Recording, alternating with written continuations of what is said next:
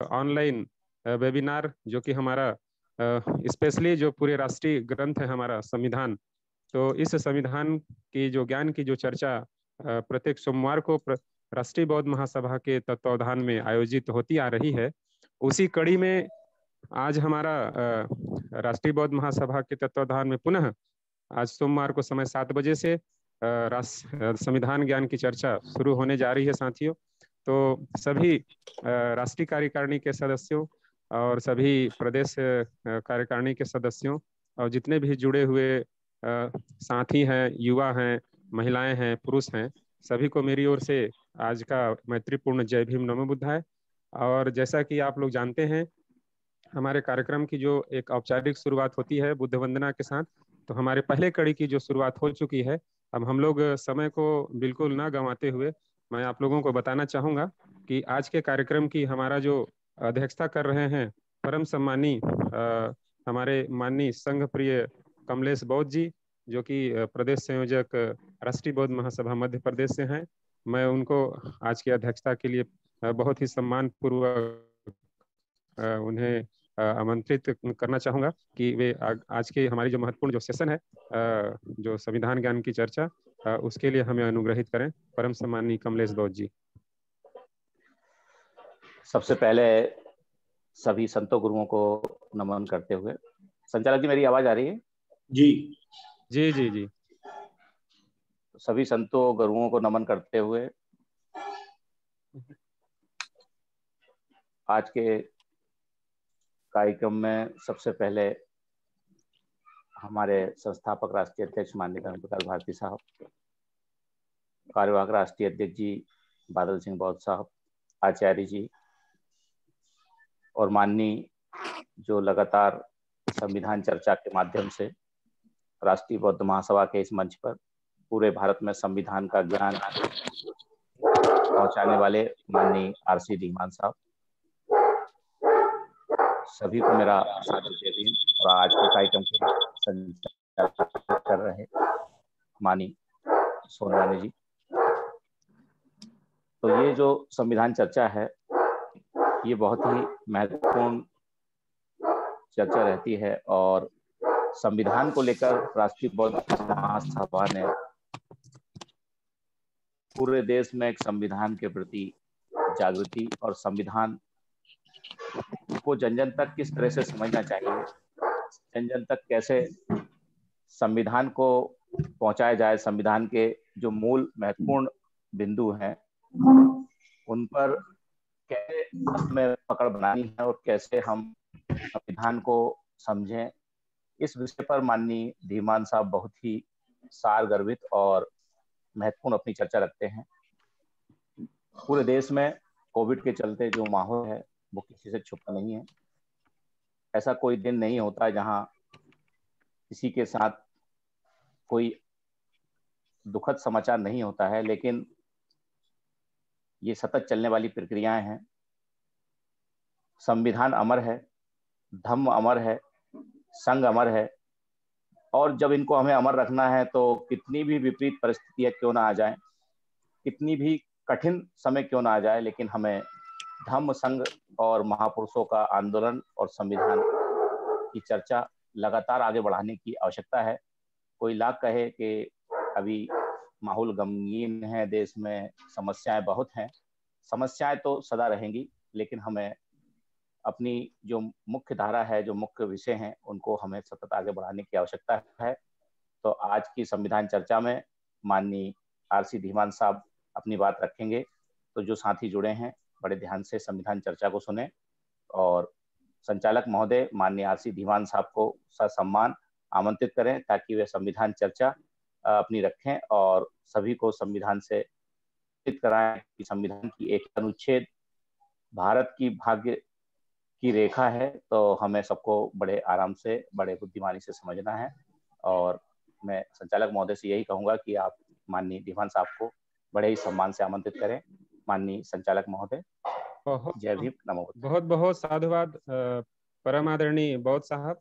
आपके इस अनुग्रह के बाद हम आगे बढ़ते हैं और समय को जाया ना करते हुए हमारे प्रमुख रूप से इस भारतीय संविधान जो हमारा राष्ट्रीय ग्रंथ है, इसकी महत्वपूर्ण अनुच्छेद से लेकर के तमाम जो इससे जुड़ी हुई जितनी भी बातें हैं, उसे बहुत ही बारीकी से अपने बहुत ही बुद्धिमत्ता के साथ और बहुत ही सरल शब्दों में हमारे साथ अपने शब्दों से संविधान की जो चर्चाएं हैं, संविधान की जो बातें हैं, उसे हमारे बीच में प्रस्तुत करते आ रहे हैं। और वे हमारे बीच में बिल्कुल ही संविधान को निःशुल्क और अपना कीमती समय दे करके इस राष्ट्रीय बौद्ध महासभा के प्लेटफॉर्म में संविधान की बातें हमें बताने का काम कर रहे हैं। तो सम्माननीय, मैं आज आमंत्रित करना चाहूँगा परम सम्मानी असिस्टेंट प्रोफेसर माननीय आरसी धीमान साहब को। आप आए, हृदय से स्वागत है, अभिनंदन है। और आगे की जो संविधान की चर्चा है, पिछले सेशन में जहां से बात रुकी हुई थी, निवेदन करूंगा आप वहां से बात को आगे बढ़ाएंगे। परम सम्मानी आरसी धीमान साहब, स्वागत है साहब। धन्यवाद। मुझे आप लोग सुन पा रहे हैं? जी जी सर, आ गई आपकी। जी सर, जी सुन पा रहे हैं। तो सबसे पहले मैं स्क्रीन शेयर करता हूं, उसके बाद जो है बातचीत चालू करते हैं।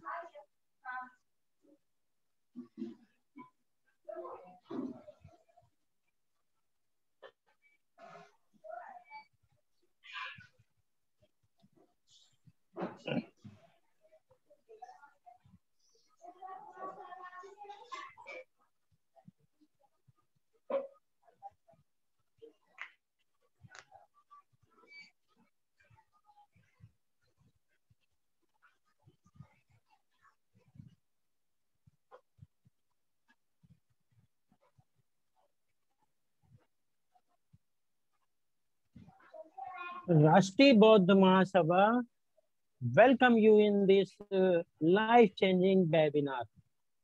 राष्ट्रीय बौद्ध महासभा जीवन को बदल देने वाले इस वेबिनार में आप सभी उपासक एवं उपासिकाओं और देश के समस्त नागरिकों का स्वागत करती है।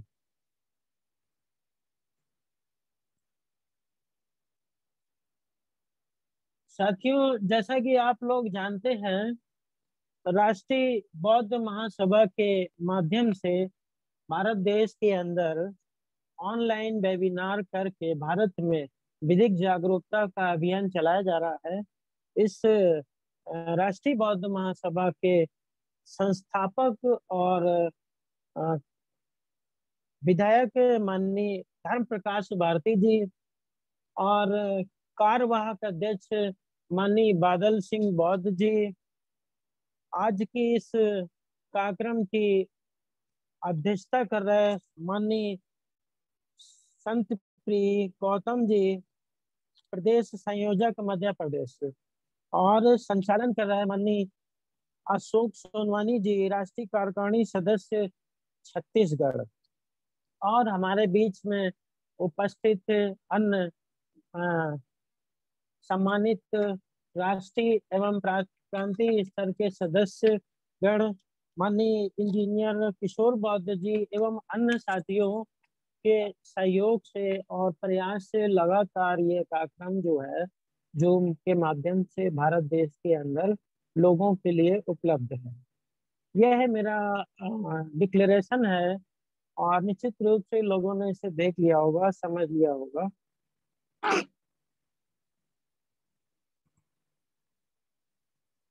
संविधान क्यों महत्वपूर्ण है? संविधान इसलिए महत्वपूर्ण है कि जब हम संविधान को पढ़ते हैं तो हमें हमारे हक, हमारे अधिकार की जानकारी होती है। और जब हम संविधान को नहीं पढ़ते हैं तो जो कुछ भी हम पढ़ते हैं उससे हमारे कर्तव्यों की जानकारी होती है, हमारे अधिकार क्या हैं ये हमें नहीं पता चलता। तो जो अभी माननीय अशोक सोनवानी जी ने कहा कि भारत का संविधान एक राष्ट्रीय ग्रंथ है, राष्ट्रीय ग्रंथ है ये, और ये मुख्य विधि है। परंतु ये राष्ट्रीय ग्रंथ को उस तरीके से रखा गया कि जो है वो रखे रखे रखा हो गया, पूजनीय हो गया, और देश की जनता तक इसमें लिखे हुए प्रावधान नहीं पहुंच पाए। परंतु राष्ट्रीय बौद्ध महासभा के माध्यम से यह प्रयास किया जा रहा है कि जो है इसके प्रावधानों को आम आदमी तक पहुंचाया जाए। आज गांव का अनपढ़ आदमी भी धार्मिक बातों को जानता है, उसने एक भी अक्षर नहीं पढ़ा, परंतु वो धार्मिक बातों को जानता है, कहानियों को जानता है, उसको मानता है, उसका अनुसरण करता है, क्योंकि धार्मिक चीजों का प्रचार प्रसार लगातार होता रहा।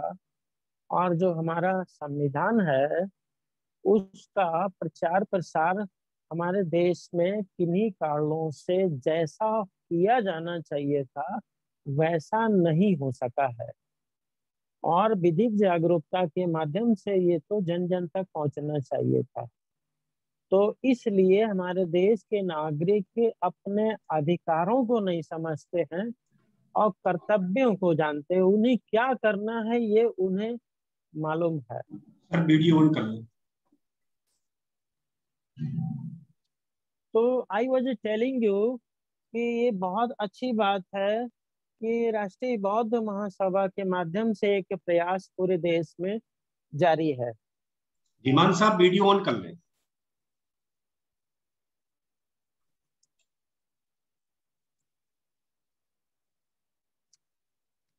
हेलो, कुछ क्या? वीडियो नहीं आ रहा। रिस्पेक्टेड धीमान साहब, तो आपका वीडियो जो ऑफ हो गया है। ये जो प्रयास चल रहा है बराबर, इसकी जितनी सराहना की जाए उतना कम है। अब भारत देश के अंदर संविधान, एक मिनट इसको चालू कर दूं।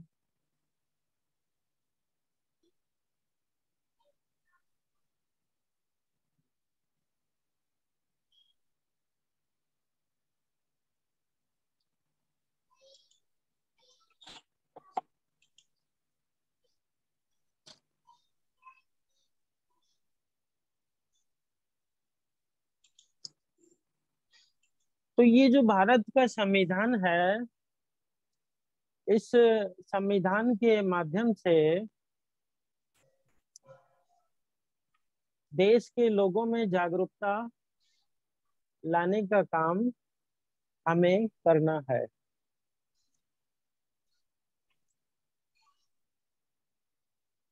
इसलिए भारत के कोने कोने में एक एक बच्चे को संविधान की जानकारी होनी चाहिए। आज हम लोग भारतीय संविधान के अंदर अनुच्छेद 38 पे चर्चा कर रहे हैं। ये अनुच्छेद 38 है क्या?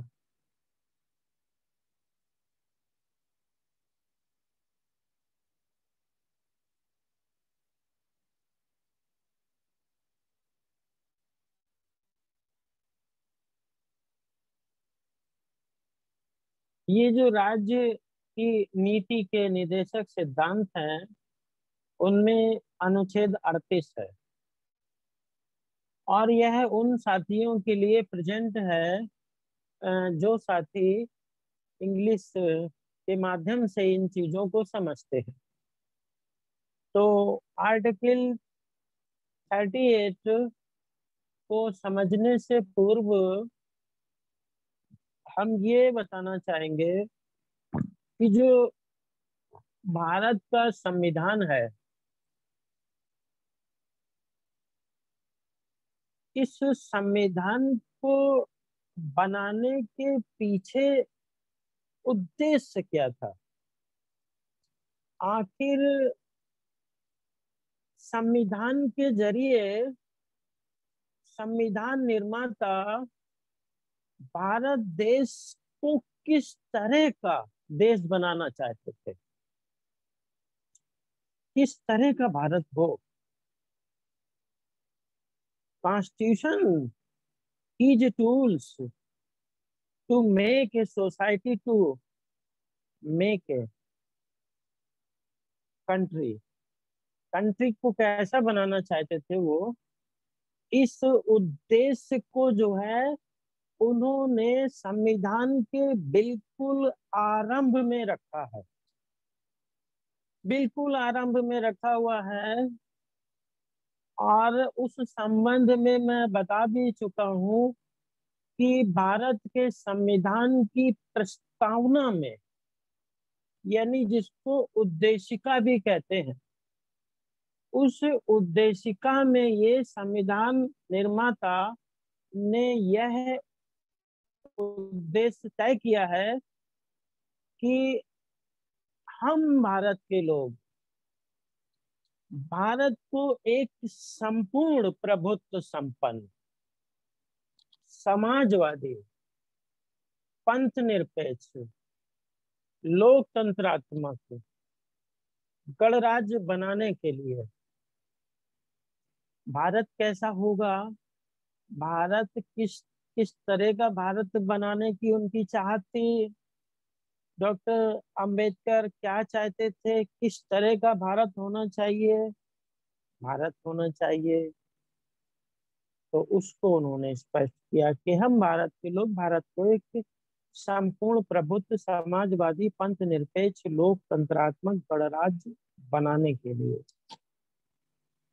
अब दूसरा बात है भारत के अंदर जो लोग रह रहे हैं, क्योंकि जो हमारा भारत है वो जब दुनिया में प्रेजेंट होगा, अमेरिका के सामने, दूसरे देशों के सामने, तो वो इन कंडीशंस से प्रेजेंट होगा।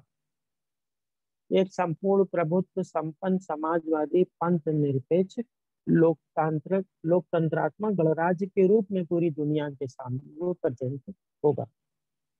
और उसके प्रत्येक नागरिक को, यानी जो भारत देश है उसके प्रत्येक नागरिक को सामाजिक, आर्थिक और राजनैतिक न्याय प्रदान कराने के लिए, यानी ये जो गोल है संविधान का वह है सामाजिक न्याय को प्राप्त करना। जो गोल है संविधान का उद्देश्य है वो है आर्थिक न्याय को प्राप्त करना, सामाजिक न्याय, आर्थिक न्याय और राजनीतिक न्याय, सामाजिक, आर्थिक और राजनीतिक न्याय प्राप्त करना संविधान का उद्देश्य है।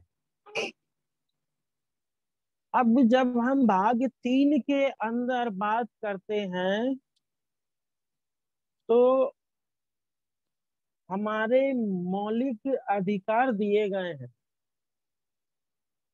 अनुच्छेद 12 से लेकर 35 तक, और भाग 3 अनुच्छेद 12 से लेकर 35 तक में जो मूल अधिकार दिए हैं उसमें हम नागरिकों के अधिकार हैं कि दीज आर आवर राइट्स, और इन अधिकारों को स्टेट किसी भी दशा में छीन नहीं सकता, लेकिन अगर छीने तो अनुच्छेद 32 के माध्यम से वो सुप्रीम कोर्ट में जा करके इनका उपचार ले सकते हैं। ये भाग 3 के संबंध में संविधान निर्माताओं ने व्यवस्था की। अब जो भाग 4 की बात आ रही है तो भाग 4 में अनुच्छेद 36 में यह स्पष्ट कर दिया गया है कि राज्य से आशय वही होगा जो भाग 2 में अनुच्छेद 12 में राज्य की परिभाषा दी है। यानी जहां जहां पर भाग 2 और भाग 3 के अनुच्छेदों में राज्य शब्द इस्तेमाल हो रहा है तो राज्य का अर्थ वही होगा जो अनुच्छेद 12 में स्पष्ट किया गया है। अब एक बात और है, वो ये है कि अनुच्छेद 37 के अंदर ये बताया गया है कि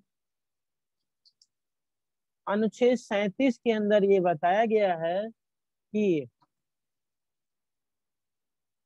हम इन राज्य के नीति निर्देशक तत्वों को प्राप्त करने के लिए न्यायालय में नहीं जा सकते हैं।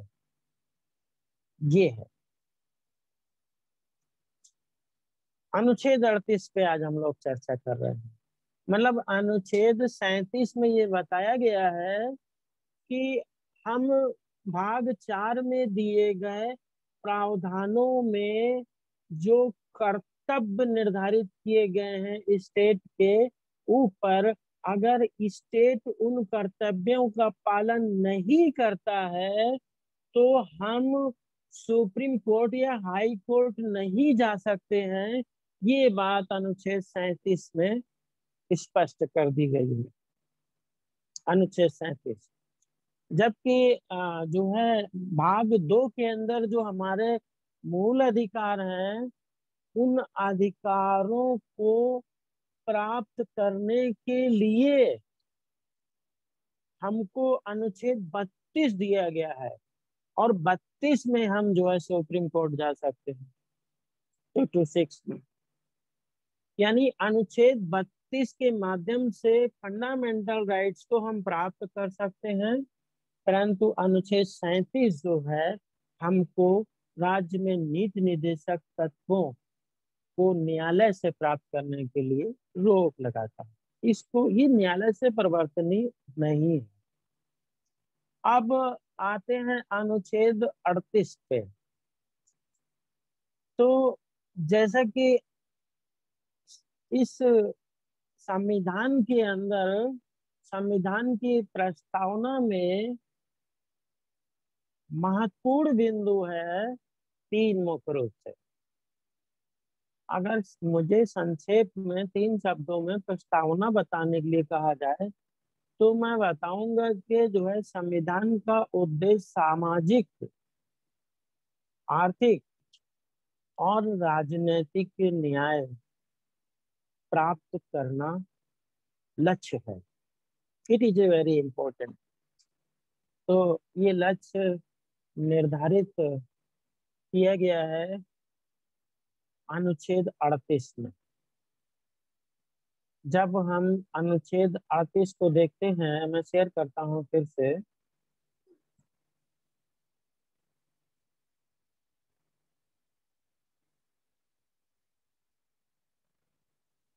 अनुच्छेद 38 कहता है the state to secure social order.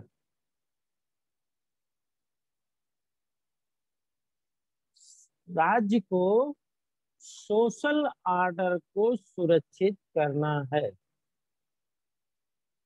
For the welfare of the people, लोगों के कल्याण के लिए राज्य को सोशल ऑर्डर क्या करना है? सिक्योर करना है।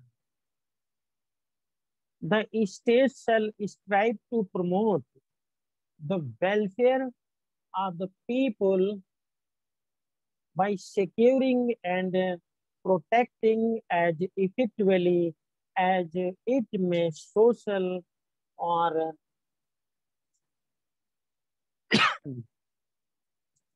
social or order in which justice, social, economics and political shall inform all the institution of the national life.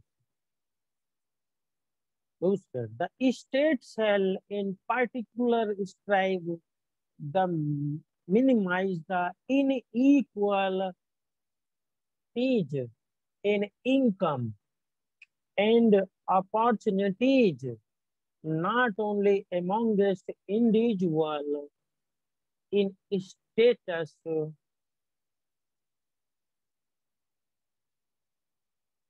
facilities and opportunities, not only amongst individuals, but also amongst group of people residing in different areas of engaged in different vocations.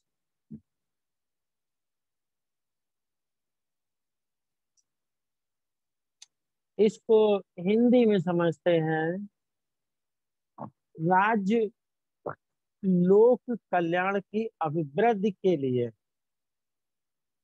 सामाजिक व्यवस्था बनाए। राज्य के ऊपर article 38 के माध्यम से यह दायित्व निर्धारित किया गया है कि राज्य अपने पॉलिसी को, जो राज्य है, जो भी सरकार बनी है, केंद्र की सरकार हो या राज्यों की सरकार हो या राज्य शब्द की परिभाषा के अंदर आ रहे समस्त पदाधिकारी, सारे क्षेत्रीय और जो है अन्य अधिकारी, प्राधिकारी, ये सभी लोग जो है जो पॉलिसी बनाएंगे, वो पॉलिसी बनाते समय इस चीज का ध्यान रखेंगे कि राज्य को क्या करना है, लोक कल्याण की अभिवृद्धि के लिए सामाजिक व्यवस्था बनाना है। राज्य ऐसी सामाजिक व्यवस्था जिसमें सामाजिक, आर्थिक और राजनीतिक न्याय राष्ट्रीय जीवन की सभी संस्थाओं को अनुप्रमाणित करे। मतलब ये हुआ कि जो राज्य है, जब भी कोई कानून बनाए, कोई भी वेलफेयर की योजना बनाए, जो भी कार्य करे तो उसको ये ध्यान रखना होगा कि सामाजिक, आर्थिक और राजनीतिक न्याय में अभिवृद्धि होनी चाहिए। सामाजिक न्याय से आशय क्या है? What is the meaning of social justice? समाज में जो असमानता है, सोशल जस्टिस यानी समाज में जो असमानता है, उस असमानता को दूर किया जाए, ऐसी पॉलिसी स्टेट बनाएगा। और आर्थिक न्याय से आशय है कि इस तरीके से पॉलिसी बनाई जाएगी कि देश के नागरिकों को समुचित रूप से आर्थिक लाभ प्राप्त हो। देश के समस्त नागरिकों को समुचित रूप से आर्थिक लाभ प्राप्त हो। राजनीतिक न्याय यानी राजनीति के कानून, राजनीतिक प्रक्रिया जो भी इन फ्यूचर बनेगी, वह इस तरह से बनेगी पॉलिसी कि उसमें सभी व्यक्तियों को राजनीति करने का अवसर प्राप्त हो। यानी कि सामाजिक, आर्थिक और राजनीतिक न्याय को दृष्टिगत रखते हुए राज्य पॉलिसी को बनाएगा। अब जो है राज्य को पॉलिसी को बनाने के लिए क्या करना होगा? सामाजिक न्याय की व्यवस्था करनी होगी। आर्थिक न्याय यानी कि इस तरह से व्यवस्था करे कि सभी को आर्थिक लाभ हो। आगे पॉइंट 2 है कि राज्य विशिष्टतया आय की असमानता को कम करने का प्रयास करेगा। अब दूसरी बात है कि जो राज्य है वो आय की असमानता को कम करने का प्रयास करेगा। यानी जो खरबपति है वह अपनी जगह बना रहते हुए देश के अंदर अन्य लोगों को भी ऊपर लाना है। आर्थिक रूप से आय की असमानता को दूर करना है। आय की असमानता के जैसे कि अब बहुत सारे जो है सरकारी कर्मचारी हैं, प्राइवेट कर्मचारी हैं, उनमें आय की असमानता है। किसी को बहुत ज्यादा पैसा मिल रहा है, किसी को कम मिल रहा है, तो जिसकी वजह से अमीर आदमी अमीर होता जा रहा है और गरीब आदमी गरीब होता जा रहा है। परंतु राज्य के ऊपर ये दायित्व किया गया है कि अमीरी और गरीबी के बीच में जो गैप है उसको खत्म किया जाए। आय की असमानता से आशय ये है कि अमीरी और गरीबी के बीच में जो गैप है, बहुत बड़ी खाई है, उसको खत्म किया जाए। और जो है आय सभी लोगों को समान रूप से आप समुचित रूप से प्रदान करने का प्रयास करें। और न केवल व्यक्तियों के लिए बल्कि जो है विभिन्न क्षेत्रों में रहने वाले, विभिन्न व्यवसायों में लगे हुए लोगों के समूहों के बीच भी प्रतिष्ठा, सुविधा और अवसरों की असमानता समाप्त करने का प्रयास करेंगे। यानी कि जहाँ ये आपका ये कह रहा है कि अवसरों की असमानता को समाप्त करने का प्रयास करेंगे।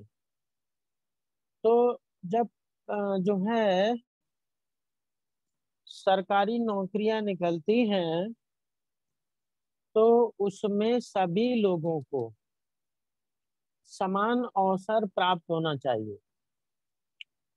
और जब प्राइवेट नौकरियां निकलती हैं तो उसमें भी सभी लोगों को समान अवसर प्राप्त होना चाहिए।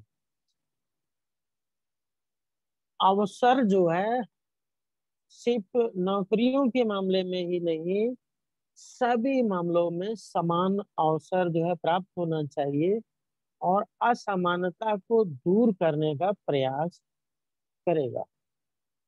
अब राज्य के ऊपर जो ये लायबिलिटी रखी गई है,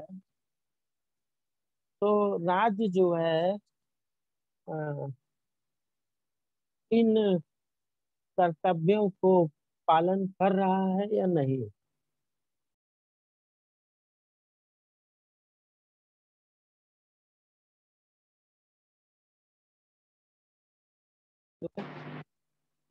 और क्या सामाजिक न्याय में अभिवृद्धि हो रही है,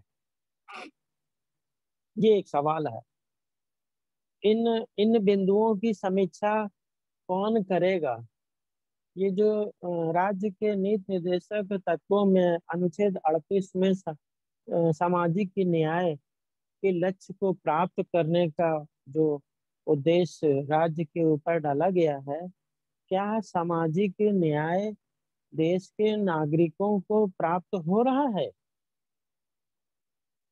और क्या आर्थिक न्याय देश के नागरिकों को प्राप्त हो रहा है? क्या राजनीतिक न्याय देश के लोगों को प्राप्त हो रहा है? इन बिंदुओं पर हमारे देश के नौजवान और बुद्धिजीवी वर्ग के लोग जिनको इस बात की समझ है उन्हें चर्चा करनी चाहिए। और जो है ये जो सामाजिक, आर्थिक और राजनीतिक न्याय मिल रहा है या नहीं मिल रहा है, इसका पता देश के आम जनता के लोगों को है ही नहीं कि जो है हमें जो है राज्य से क्या क्या मिलना चाहिए। जैसे हम राशन की दुकान में जाते हैं, पेट्रोल की दुकान में जाते हैं, तो हमें मालूम होता है कि जो है 5 किलो गेहूं मिलेगा या 10 किलो जो है चावल मिलेगा और 2 लीटर मिट्टी का तेल मिलेगा। हमको मालूम होता है कि राशन की दुकान से हमें क्या क्या मिलना चाहिए। और हम जाते हैं कंट्रोल की दुकान में तो उससे मांगते हैं, वो कहता है कि 2 किलो चावल, 3 किलो गेहूं, तो हम कहते हैं नहीं भाई, इतना इतना नहीं, इतना इतना मिलना चाहिए। दूसरे कंट्रोल वाले तो इतना बांट रहे हैं। क्योंकि हमको मालूम होता है कि हमको कितना चाहिए। परंतु जब राज्य के नीति निर्देशक तत्वों के प्रावधानों की बात करें तो इस विषय में हमको नहीं मालूम होता है कि राज्य का यह कर्तव्य है कि वह सामाजिक, आर्थिक और राजनीतिक न्याय प्रदान करे। सामाजिक न्याय को दो भागों में हम डिस्क्राइब करेंगे। पहला कि सकारात्मक दृष्टि से अवसर की समता, राइट टू इक्वालिटी। अगर व्यक्तियों को समान अवसर प्रदान किया जाए बिना किसी भेदभाव के, ना जाति के आधार पे भेदभाव हो, ना धर्म के आधार पे, ना लिंग के आधार पे, ना जन्म स्थान के आधार पे, ना भाषा के आधार पे, कोई विभेद ना हो, उसे समान अवसर प्राप्त होना चाहिए, इक्वल अपॉर्चुनिटी। तो अगर जो है स्टेट ईमानदारी से इस नीति का पालन करती है तो सामाजिक समता यानी सामाजिक परिवर्तन, सोशल ट्रांसफॉर्मेशन होगा। और जो छुआछूत, अनटचेबिलिटी जो संविधान के द्वारा अनुच्छेद 17 के माध्यम से समाप्त कर दी गई, परंतु समाज में प्रैक्टिकल में वो आज भी व्याप्त है, वो समाप्त होगी। जो समाज में जाति के आधार पे भेदभाव है वो समाप्त होगा। जो समाज में जाति के आधार पर एक समाज के लोगों को सिर्फ इसलिए टारगेट किया जाता है कि वो इस जाति का है और उस पे जो अत्याचार होता है, उस अत्याचार से भी निजात मिलेगी। तो जो सामाजिक अत्याचार है और जो व्यक्तिगत अपराध है, अपराध और अत्याचार जो है, तो जो सामाजिक अत्याचार है वह एक समाज विशेष के विरुद्ध होता है। उसमें उस समाज के किसी व्यक्ति का कोई दोष नहीं होता, कोई भी वो गलत काम नहीं करता है वो समाज, परंतु उस समाज को सामाजिक बुराइयों के कारण टारगेट करके उस पर अत्याचार किया जाता है। तो ये जो सामाजिक अत्याचार है ये भी समाप्त होगा यदि ऐसा राज्य पॉलिसी बनाते समय करे। पॉलिसी बनाते समय कि जैसे कि जाति को आप मत लिखिए, भाई जब जो है जाति के आधार पर अन्याय व अत्याचार हो रहा है, जाति के आधार पर डिस्क्रिमिनेशन हो रहा है, जाति के आधार पर व्यक्ति को लॉस हो रहा है, समाज विशेष के व्यक्तियों को, तो स्टेट ऐसी पॉलिसी बना सकती है कि जो है ये रोका जाए। जैसे जाति नहीं लिख सकते, आप सामान्य रूप से अपना नाम लिखिए, जाति मत लिखिए, इस तरह की पॉलिसी बनाई जा सकती है। इससे क्या होगा? सामाजिक न्याय होगा। तो ये तो हुआ सकारात्मक दृष्टिकोण। और नकारात्मक दृष्टिकोण का मतलब ये हुआ कि जो है हमें किन किन चीजों को रोकना है, असमानता को रोकना है। क्योंकि अगर जो है असमानता रुक जाती है तो सारी समस्याओं का समाधान हो जाएगा। जैसे धार्मिक धार्मिक असमानता, धर्म के आधार पर असमानता का व्यवहार, जाति के आधार पर असमानता का व्यवहार, ये सारी चीजें सामाजिक न्याय के अंतर्गत आती है। आर्थिक न्याय ये उद्देश्य है, संविधान का जो है ये उद्देश्य है। और प्रस्तावना में उन्होंने कह दिया है कि जो है भारत के समस्त नागरिकों को सामाजिक, आर्थिक और राजनीतिक न्याय प्रदान करने के लिए, तो जो उद्देश्य वहां रखा था उस उद्देश्य की पूर्ति के लिए ये जो है यहाँ पर आर्टिकल रखा गया है। और आर्थिक न्याय का मतलब ये है कि जो है अ, ऐसा ना हो कि गरीब गरीब होता चला जाए और अमीर अमीर होता चला जाए। यानी कि जो है देश की समस्त जो आर्थिक शक्ति है उस पर सभी व्यक्तियों का समान रूप से, समुचित रूप से हक अधिकार हो।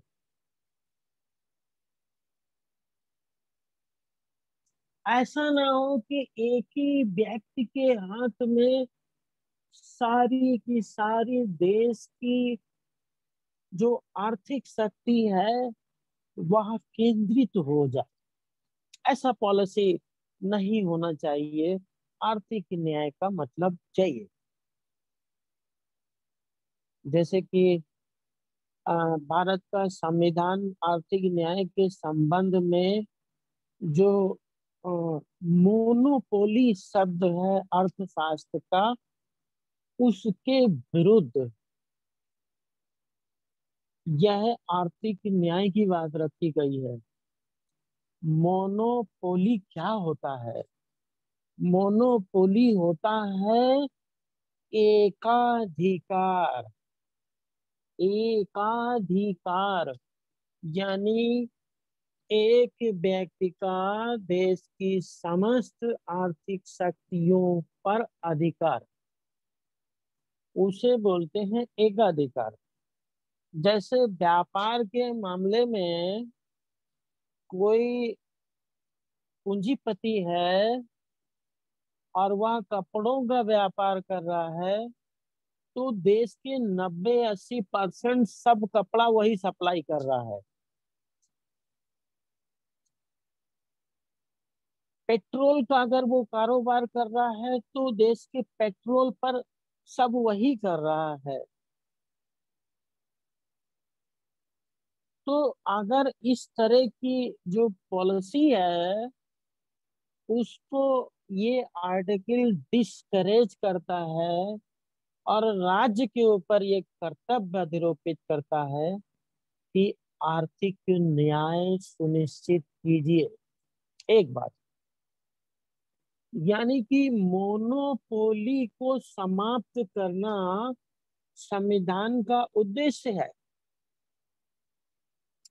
क्योंकि अगर किसी एक व्यक्ति के हाथ में समस्त आर्थिक शक्तियां केंद्रित हो गई, जैसे एयरपोर्ट पर भारत के सारे एयरपोर्ट एक व्यक्ति को दे दिए जाएं, पेट्रोलियम भी सिर्फ एक व्यक्ति को दे दिया जाए, देश की 90% संसाधन अगर एक व्यक्ति को दे दिया जाए तो वह व्यक्ति के हाथ में पूरा देश चला जाएगा और वह एकाधिकार रखेगा, जब चाहेगा जिसको चाहेगा एयरपोर्ट में आने देगा, जिसको चाहेगा नहीं आने देगा। तो फिर एक जो है, क्योंकि वो स्टेट तो है नहीं, स्टेट के ऊपर लेवलिटी है, तो इसलिए जो है जब संविधान निर्माताओं ने संविधान बनाया तो उसी समय ये आर्टिकल में आर्थिक न्याय की व्यवस्था रखी और इसको प्रियम्बल में भी रखी कि कभी ऐसा ना हो जाए कि देश के अंदर मोनोपोली आ जाए। अगर मोनोपोली आ जाती है तो देश के लिए बहुत बड़ी एक संकट उत्पन्न हो सकता है, ऐसा संविधान निर्माताओं ने अंदाजा लगाया था, इसलिए आर्थिक न्याय की बात करी थी। दूसरी बात यह है आर्थिक न्याय के अंतर्गत कि जो स्टेट है वह इस तरह की पॉलिसी अडॉप्ट करेगा कि वह विकेंद्रीकरण की नीति पे होगी, केंद्रीकरण की नीति पे नहीं होगी। विकेंद्रीकरण और केंद्रीकरण दो प्रकार की पॉलिसी होती है। केंद्रीकरण में अगर केंद्र सरकार को मान लो 100 सेंट्रल यूनिवर्सिटीज बनानी है, मान लीजिए कि सेंट्रल यूनिवर्सिटीज को आप मत एग्जाम्पल में लीजिए, वर्तमान समय में मान लीजिए कि केंद्र सरकार जो है वर्तमान समय में 100 हॉस्पिटल बनाना चाहती है। अगर वहाँ 100 हॉस्पिटल बनाने का लक्ष्य रखती है तो वहां पर दो प्रकार की पॉलिसी अडॉप्ट कर सकती है। पहली विकेंद्रीकरण की, दूसरा केंद्रीकरण की। केंद्रीकरण में 100 के 100 हॉस्पिटल वो किसी एक स्टेट में जो है बना दे। भाई 100 हॉस्पिटल बनाए हमने, जस्ट लाइक मान लीजिए गुजरात मान लीजिए कि एग्जाम्पल है, या पश्चिम बंगाल है, या दिल्ली है, किसी एक ही जगह पे 100 हॉस्पिटल बना दिए और कहा कि भाई हमने तो देश के लोगों के लिए 100 हॉस्पिटल बनाए। परंतु जब विकेंद्रीकरण की नीति को अडॉप्ट करना है तो एक जगह पर ही 100 हॉस्पिटल नहीं बन सकते हैं, केंद्रीकरण नहीं हो सकता है, उसका विकेंद्रीकरण होगा। यानी एक बनेगा झांसी में, जैसे जैसे हमारे जो है जो स्टेट है भारत के अंदर, उस समस्त स्टेट में एक एक हॉस्पिटल बनेगा और जो बच जाएंगे वहाँ जो है प्रदेश की जनसंख्या के अनुपात के अनुसार जो आवश्यकता का सिद्धांत वहां पे लग रहा है, उस आवश्यकता के सिद्धांत के अनुसार जिस प्रदेश की ज्यादा जनसंख्या है, वहां ज्यादा लोग बीमार हो रहे हैं, तो वहां पर वो हॉस्पिटल डाले जाएंगे, बनाए जाएंगे। इस तरीके से ये विकेंद्रीकरण की नीति जो है आर्थिक न्याय शब्द जो है उसके अंदर समाहित है। यानी जो सामाजिक न्याय है, जो आर्थिक न्याय है, ये दोनों के दोनों बड़े महत्वपूर्ण हैं, बहुत बड़ा डायमेंशन है। अगर व्यक्ति को आर्थिक न्याय मिल जाए, आर्थिक रूप से वो सबल हो जाए, तो वो सामाजिक और राजनीतिक न्याय हासिल कर सकता है। क्योंकि आपके पास पैसा है तो आप समाज में जो अन्याय और अत्याचार हो रहा है उसके विरुद्ध कार्रवाई कर सकते हैं, चुनाव लड़ सकते हैं। आर्थिक न्याय के बगैर सामाजिक और राजनीतिक न्याय की कल्पना मुझे लगता है करना संभव नहीं है। इसलिए जो पहला आर्टिकल बनाया है संविधान निर्माताओं ने, अनुच्छेद 38, 36 और 37 के बाद ये पहला आर्टिकल है जो राज्य के ऊपर ये महत्वपूर्ण बिंदुओं को अधिरोपित करता है कि आपको सामाजिक न्याय, आर्थिक न्याय और राजनीतिक न्याय की अभिवृद्धि के लिए इसको और बढ़ाइए। जो प्रेजेंट पोजीशन है इससे और बढ़ाइए, तो डाउन होना ही नहीं चाहिए था। ना सामाजिक न्याय डाउन होना चाहिए था, ना आर्थिक न्याय डाउन होना चाहिए था, ना राजनीतिक न्याय डाउन होना चाहिए था। इसको डाउन नहीं होना, इसको और बढ़ाइए, इसकी अभिवृद्धि करिए, यानी लोगों के कल्याण के लिए यह उपबंध की व्यवस्था की गई है। और असमानता के विषय में बता दिए मैंने। डिग्निटी जो है भारतीय संविधान के अनुच्छेद 21 के अंतर्गत जो है माननीय सुप्रीम कोर्ट ऑफ इंडिया के द्वारा और संविधान में भी है, लाइफ, लिबर्टी एंड डिग्निटी, उसकी भी बात की गई है। तो प्रतिष्ठा, सामाजिक न्याय को प्राप्त करने के लिए सामाजिक असमानता को दूर करना और जो विभिन्न व्यवसाय में लगे हुए लोग हैं उनकी भी डिग्निटी को मेंटेन करना। यानी कि एक व्यक्ति अगर भट्टे में काम कर रहा है या किसी जो है प्राइवेट या सरकारी कर्मचारी है या मजदूर है, कोई भी व्यवसाय कर रहा है, उसकी भी डिग्निटी को मेंटेन करना है। जैसे भट्टे का एग्जाम्पल लेके हम बात करें तो मान लो कि रामलाल जो है नाम का कोई व्यक्ति है जो भट्टे पे काम करता है, और अब रामलाल को स्टेट का कर्मचारी पॉलिसी बनाते समय इस तरीके से पॉलिसी बनाएगा कि उसकी डिग्निटी मेंटेन रहे, उसको लोग राम ललुआ ना कहें, उसको लोग राम ललुआ ना कहें, व्यक्ति की डिग्निटी, व्यक्ति की गरिमा। तो इस तरीके से व्यक्ति की गरिमा और उसको सुविधाएं, सुविधाओं में समान रूप से सुविधाएं प्राप्त होनी चाहिए। जैसे मेडिकल ट्रीटमेंट की बात करें तो जो है भारत देश के अंदर जो है जो चिकित्सा की सुविधाएं हैं वह देश के नागरिकों को समान रूप से प्राप्त होनी चाहिए। ऐसा नहीं है कि किसी को प्राप्त हो और किसी को नहीं प्राप्त हो। इस तरीके से ये जो असमानता की बात है उसको दूर करने के लिए राज्य ऐसे ऐसी व्यवस्था बनाएगा ताकि जो है ये सामाजिक, आर्थिक और राजनीतिक न्याय के लक्ष्य को हासिल किया जा सके।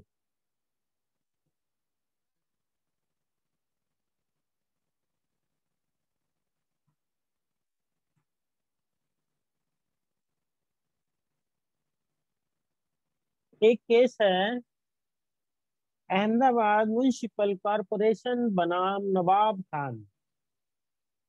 अहमदाबाद म्युनिसिपल कॉरपोरेशन बनाम नवाब खान AIR 1997 SC 152। इस केस में सामाजिक न्याय को जो अवधारणा है उसमें दो तत्वों को उन्होंने निहित किया है, सामाजिक न्याय एवं समता। दोनों एक दूसरे के पूरक हैं। बिना सामाजिक न्याय के लक्ष्य को समता के लक्ष्य को हासिल किए बगैर नहीं पूरा किया जा सकता, यही बात कही जा रही है इसमें। यानी राइट टू इक्वालिटी जो मौलिक अधिकार है आर्टिकल 14, वह जो है जब तक प्राप्त नहीं हो जाता है तब तक सामाजिक लक्ष्य को नहीं प्राप्त किया जा सकता है। अब जो है राज्य का यह कर्तव्य है कि वह राज्य की नीति निर्देशक तत्वों को लागू करने का प्रयास करे। ये प्रयास करने की बात कही है। इसी प्रकार नगर निगमों का यह दायित्व है कि वह निर्धन व्यक्तियों के आवास के लिए समुचित योजना तैयार करें। इस तरह से माननीय न्यायालय द्वारा जो है इस लक्ष्य को, जो आर्टिकल 38 में आर्थिक जो है न्याय के लक्ष्य को प्राप्त करना जो उद्देश्य था, उस लक्ष्य को प्राप्त करने के लिए जो है डायरेक्शन दिया गया है। तो यहाँ से जो है ये लेक्चर जो है कंप्लीट होता है। और जो है जो बात मैंने कही थी कि ना हमें हमको हमारे अधिकारों का पता, ना राज्य के कर्तव्यों का पता, ना देश के नागरिकों को उनके मौलिक अधिकारों का पता, ना उन्हें ये पता है कि राज्य के क्या कर्तव्य हैं। तो ये तो वैसे ही हो गया कि जो है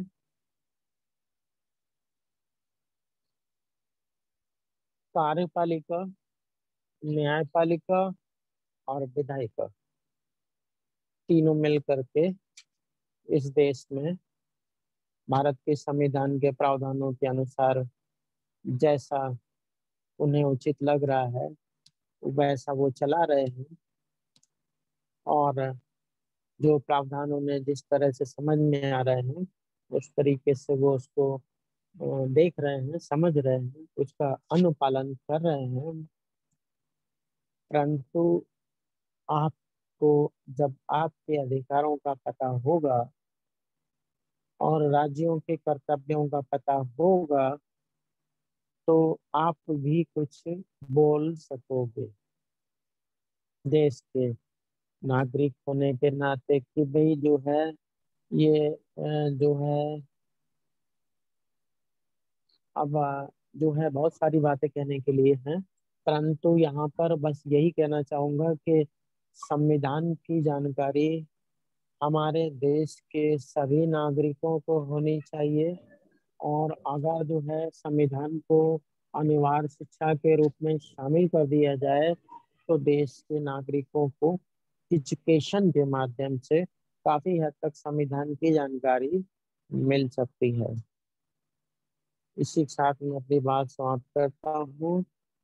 राष्ट्रीय बौद्ध महासभा के जो है फेसबुक के अंदर जो है कई हमारे साथियों ने बहुत सारे लोगों को जिनकी जो है असामयिक मृत्यु हो गई है और वो जो है बौद्ध धर्म के लिए अपना उन्होंने जीवन अर्पण किया, उन सभी के प्रति मैं अपनी शोक संवेदनाएं व्यक्त करता हूँ। मुझे भी अत्यंत दुख है। और एक बात मैं अपने विवेक से ये कहना चाहता हूँ कि दो बातें हैं इस संबंध में। एक तो ये है कि जो है जो कोविड-19 एक बीमारी है जिसके विषय में दुनिया के अंदर प्रचार प्रसार है और वह फैल रही है जिसकी वजह से लोगों की मृत्यु हो रही है। एक बात ये, उसको रोकने के लिए जो है बहुत सारे प्रोटोकॉल्स हैं, बहुत सारे जो है नियम है, आपदा अधिनियम है, आपदा प्रबंधन आप देख ही रहे हैं देश के अंदर चल ही रहा है। तो ये जो एक पहलू है, ये एक पहलू है। और उसका जो पहलू का जो सारांश है वो ये निकल के आ रहा है कि आप अपनी नाक को और मुंह को ढक के रखिए। अगर आप अपनी नाक और मुंह को ढक कर रखते हैं तो आपकी नाक और मुंह से अगर वायरस आता है तो वो रुक जाएगा। एक पहलू ये है। और इस बात को दृष्टिगत रखते हुए हमारे देश के सभी लोग उसको फॉलो कर रहे हैं। अब जो है दूसरी बात मैं ये बताना चाहता हूँ कि जो है जो मनुष्य होता है वह ऑक्सीजन लेता है और कार्बन डाइऑक्साइड छोड़ता है। जब जो है एक बार जब मनुष्य एक बार में सांस लेता है तो वो जो है करीब 21% जो है वो ऑक्सीजन लेता है। अगर हम अपने नाक पे मास्क ना रखें तो जो हम सांस लेते हैं तो उसमें 21% ऑक्सीजन हमारे शरीर में जाती है और वह जो है हमारी नाक के माध्यम से हमारे फेफड़े में जाती है और फेफड़े से होते हुए वह ब्लड में जो हमारा हीमोग्लोबिन होता है उसके माध्यम से पूरी ब्लड में ऑक्सीजन चली जाती है। हीमोग्लोबिन ही एक ऐसा तत्व है जो फेफड़े से ब्लड को ले जा करके वो शरीर में ट्रांसफर करता है ऑक्सीजन को। और फिर वो जब ट्रांसफर हो जाती है तो हीमोग्लोबिन ही वो ऑक्सीजन जब कार्बन डाइऑक्साइड में ट्रांसफर होती तो कार्बन डाइऑक्साइड के रूप में वो बाहर निकाल देता है, फिर से फेफड़े में ला के रख देता और फेफड़ा उसको बाहर फेंक देता। यानी फेफड़ा जो एयर लेता है उसमें सिर्फ 21% ऑक्सीजन लेता है और 21% का सिर्फ 4% जो है ऑक्सीजन हमारी यूटिलाइज होती है और बाकी की सारी बाहर आ जाती है। यानी कि एक बार में जो है एक व्यक्ति जो है 4% ऑक्सीजन लेता है। और जो है जो देखने में बार बार समस्या आ रही है कि कुछ लोग जो है 24 घंटे 24 आवर्स का मतलब है कि वो 24 घंटे इस शब्द मैं इस्तेमाल करूंगा, वो मास्क लगाए रहते हैं 24 आवर्स। तो उनके शरीर पे क्या प्रभाव पड़ सकता है? जब हम ऑक्सीजन लेते हैं मास्क लगा के तो हमारे शरीर में वैसे भी कम ऑक्सीजन जाता है, बंद रहता है मुंह और नाक।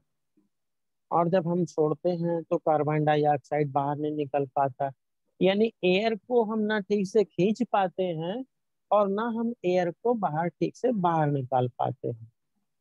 ये हम रिस्क लेते हैं क्योंकि हमें कोरोना ना हो, कोविड-19 ना हो, कोई संक्रमण ना हो। क्योंकि थोड़ी देर के लिए अगर जो है किसी संक्रमित व्यक्ति के पास आप जा रहे हैं तो उससे बचने का इससे सर्वोत्तम उपाय नहीं है। परंतु जब हम भयवश लगातार इसको लगाए रहते हैं तो फिर क्या समस्या खड़ी होगी? बॉडी के अंदर ऑक्सीजन कम होना चालू हो सकती है, कम होना चालू हो सकती है। इसलिए मैं अपने सभी साथियों से यह निवेदन करूंगा कि जो है बॉडी के अंदर हीमोग्लोबिन की मात्रा को बढ़ाएं, क्योंकि हीमोग्लोबिन की मात्रा अगर कम होगी तो वो ऑक्सीजन को ले नहीं पाएगी और ना कार्बन डाइऑक्साइड को बाहर निकाल पाएगी। और जब इसलिए बॉडी में ऑक्सीजन की मात्रा कम हो रही, लोगों को ब्रीदिंग प्रॉब्लम खड़ी हो रही है और फिर जो है लोग हॉस्पिटलाइज भी हो रहे हैं और फिर डायग्नोसिस भी हो रहा है, उनका ट्रीटमेंट भी हो रहा है, भी